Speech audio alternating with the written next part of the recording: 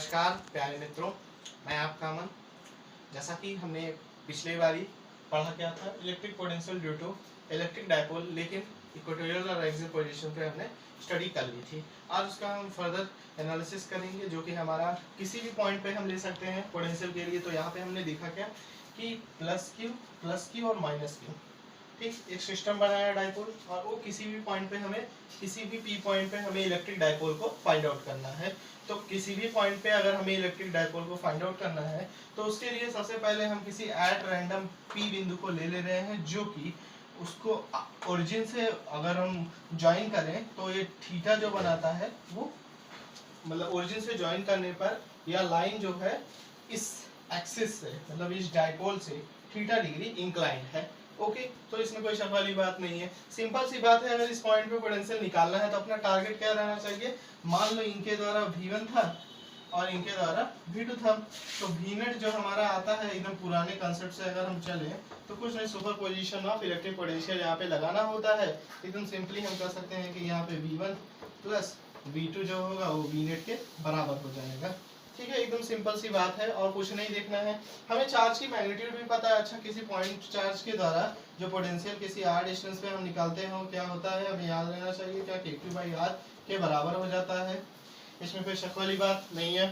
तो यहाँ पे V = KQ/R के बराबर होता है, where R is the distance. ठीक है, उस पॉइंट चार्ज से इसके डिस्टेंस, यहाँ पे क्या है, दो पॉइंट चार्ज है, दोनों के द्वारा अलग अलग हम पोटेंशियल को निकालेंगे। तो पोटेंशियल को कैसे निकालेंगे, कुल मिला के हमें ये डिस्टेंस और ये जो बड़ा वाला डिस्टेंस है वो दोनों को मेजर करना होगा।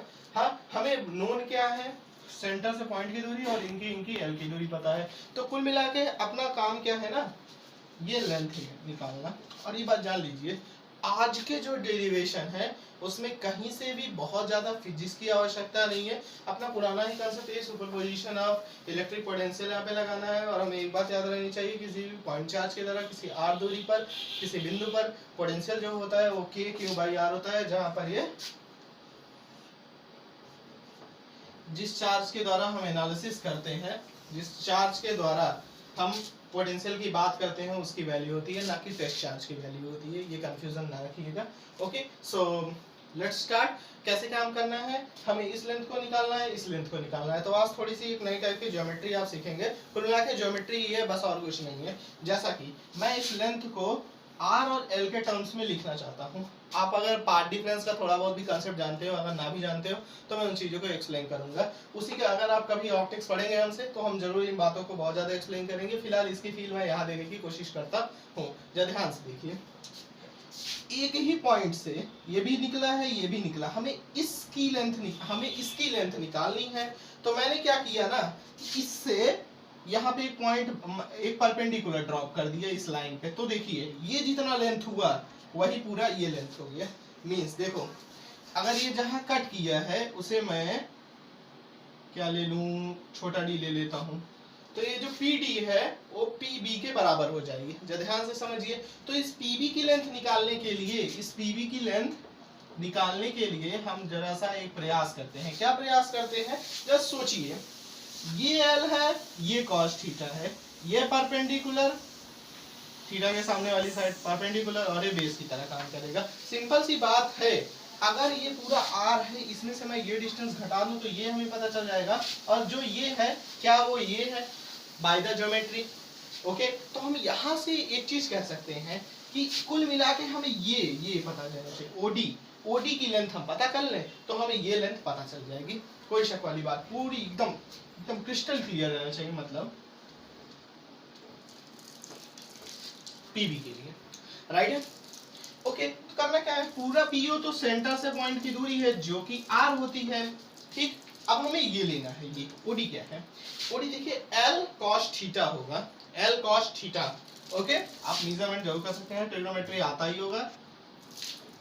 ओके, तो L cos थीटा के बराबर होगा, सेम एज। अब हमें ये लेंथ निकालना है, तो पहले इसकी कुछ दूरी तक हम इसको बढ़ाएंगे और फिर इस पॉइंट से परपेंडिकुलर खींच देंगे जिससे निकालना है। ओके, फिर देखिए अब क्या होगा, ये जो PA है, ये जो PA है ना, ये जो PA है वो बराबर होगा PO plus OC, PO plus OC के बराबर होगा। जरा ध्यान से समझिए, अगर ये PO प्लस OC के बराबर है तो जरा ध्यान से समझिए कि ये PO जो है वो R लेंथ के बराबर है और OC का फिर देखिए ये थीटा तो ये भी थीटा, क्यों? वर्टिकली अपोजिट एंगल या शीर्षाभिमुख कोण, ठीक है, हिंदी में कह सकते हैं। तो ये थीटा है, ये L है, तो इसका मेजरमेंट मींस ये जो है, ये जो लेंथ है ना वो L cos थीटा ए भी होगा, कोई शक नहीं है।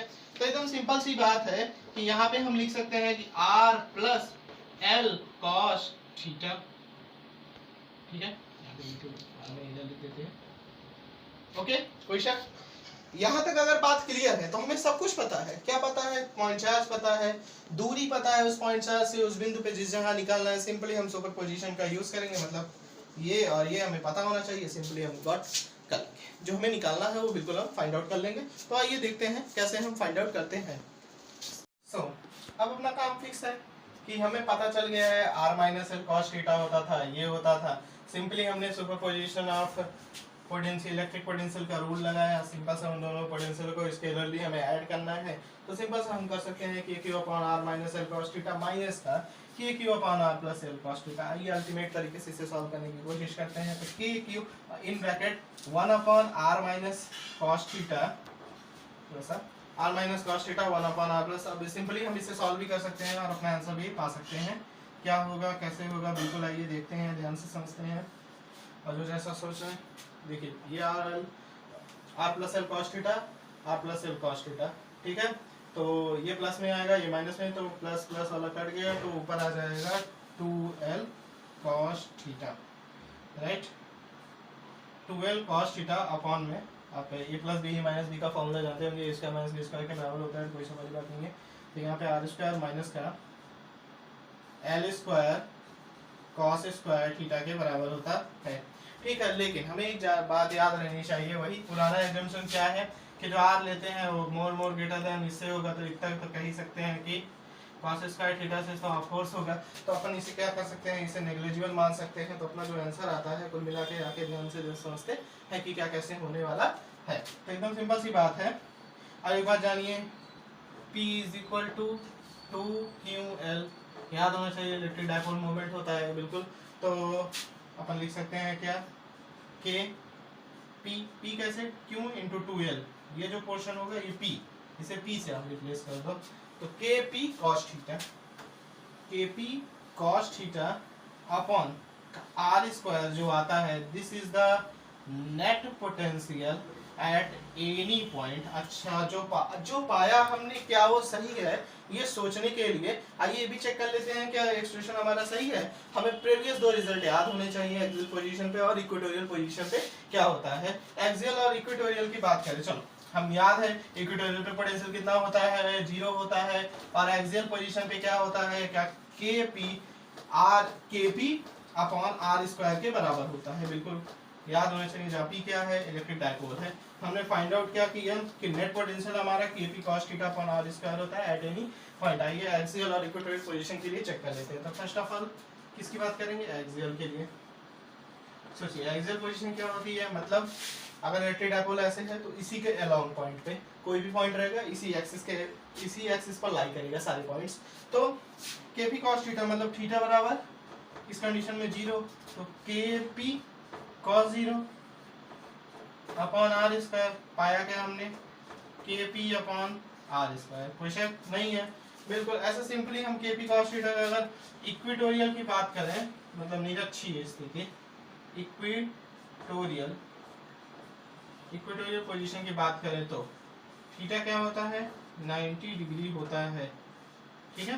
थीटा 90 डिग्री होता है। अगर थीटा 90 डिग्री होता है, बिल्कुल आसान है, क्या कर सकते हैं, देखिए जरा ध्यान से, इस चीज को मैं ऐसे कर देता हूँ,